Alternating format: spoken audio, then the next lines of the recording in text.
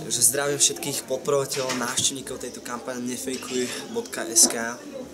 Moje meno je Denis a na prvú otázku, či som sa už niekedy stretol s fejkami alebo s fejkovaním, tak je samozrejme odpoveď áno, stretávam sa s tým skoro každý deň.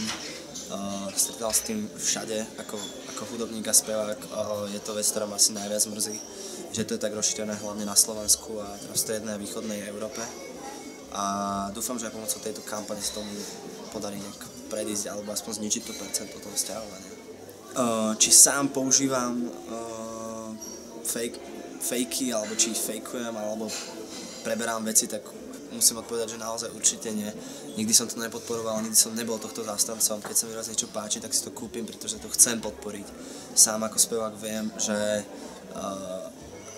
ak predávam nejaké CDčko alebo nejaké single, ak to ľudia kúpia, tak to nie je len kvôli tomu, aby som zarobil ja, ale aby som mohol vidieť ďalšie veci a priniesť zase niečo nové.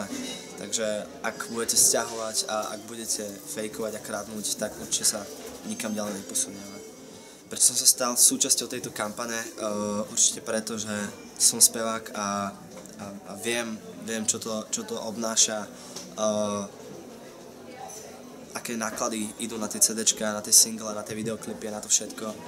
A viem, že ak raz ľudia to budú kradnúť, budú to sťahovať, tak nepodarí sa tým hudobníkom nejak ďalej vyvíjať, pretože sa zastavia na nejakom bode v tom, že sa dostanú do mínusu, dostanú sa do krachu a až tak, že nakoniec budú musieť skončiť s hudbou a tým strácame obrovské potenciálne hviezdy a potenciálnych spevákov v tejto krajine.